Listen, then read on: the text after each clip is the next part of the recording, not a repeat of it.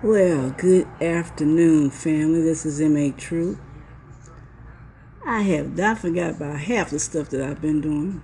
Just been lazy. Well, no, not really. Been doing things. Anyway, point is, getting back on my bandwagon about language. Yes. Words, language, frequency, how it affects us. Last time I spoke on not being African American. That's a term that I vehemently detest with a passion. It's a name that's been given to us as a people without land. How can you identify people by their continents? For those who know and keep up with Drop Nation, that particular group and what they've been doing with regards to deep diving into a lot of history, you know that that's not where we from. We right here. We's here all along. Anyway, again, getting back to my point is the fact that the words that we say, what comes out of our mouth, has serious ramifications if we are not careful. We do need to study. Deeply study. We have been lied to and all kinds of tricks played on us. But that's neither here nor there. What I want to do is I want to try, if I can, bear with me. I found an article that would be easy to, It's an essay written by Jem, Jem Berkes, Berkes. It was written February 27, 2000 and modified in May 9th of that same year. I'm going to put the link on here. But this essay was written after a study on this book that most of us are familiar with. And it's the book by George Orwell, 1984.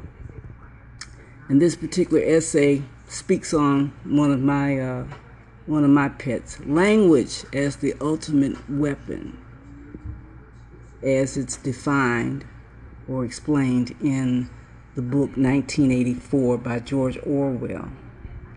And what I'm trying to do while I'm looking at my screen, I'm trying to figure out a way to flip this thing around so that you can see what I'm looking at. But of course, that's not going to happen, is it? Why?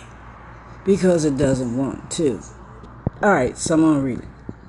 George Orwell, like many other literary scholars, is interested in the modern use of the English language and in particular the abuse and misuse of English. He relishes that language has the power in politics to mask the truth and mislead the public, and he wishes to increase public awareness of this power. He accomplishes this by placing a great focus on newspeak and the media in his novel, 1984, demonstrating the repeated abuse of language by the government and by the media in his novel. Orwell shows how language can be used politically to deceive and manipulate people, leading to a society in which the people unquestionably obey their government and mindlessly accept all propaganda as reality. Now we know that this book was written, I think, back in the 30s. I'm going to check on that, just to be accurate. I read the book. It was mandatory reading in high school back in the day. But he wrote about what we're living through right now. It's not by accident, folks. It's a roadmap to help us. It says Orwell shows how language can be used, politically to deceive and manipulate people, leading to a society in which the people unquestionably obey their government and mindlessly accept all propaganda as reality. Language becomes a mind control tool, with the ultimate goal being the destruction of will and imagination. As John Wayne, that's W-A-I-N, says in his essay, Orwell's vision of 1984 does not include extinction weapons. He is not interested in extinction weapons because fundamentally they do not frighten him as much as spiritual ones. And that was written on page 343. I'm going to put the link to all of this in the comment section so that you guys can get onto it yourselves and see what it's about. Paul Chilton suggests that the language theme in Orwell's novel has its roots in the story of the Tower of Babel. When God destroys the Tower of Babel, the civilizations which have contributed to the construction of the tower suffer ever after for the curse of confusion. The curse both languages mutually intelligible and alters their nature so that they no longer lucidly express the nature of things, but rather obscure and distort them. That looks like Chilton, chapter number 2. In Orwell's Newspeak, the ultra-political new language introduced in 1984 does precisely that. It facilitates deception and manipulation, and its purpose is to restrict understanding of the real world. Is that not what we're going through? I would encourage each and every one of you, those who are awake and those who are waking up, to not allow people to identify you at work, at play.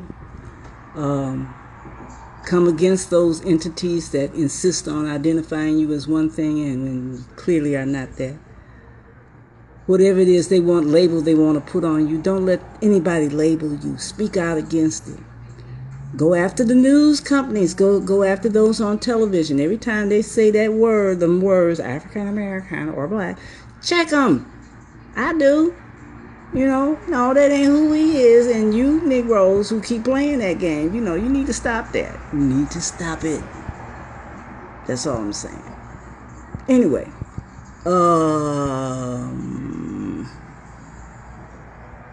Chilton, that was Paul Chilton, also suggests that a corollary to this is that each post-Babel language becomes a closed system containing its own untranslatable view of the world. Certainly, the ultimate aim of Newspeak is to enclose people in an orthodox pseudo-reality and isolate them from the real world. You better wake the fuck up. Wake up, folks.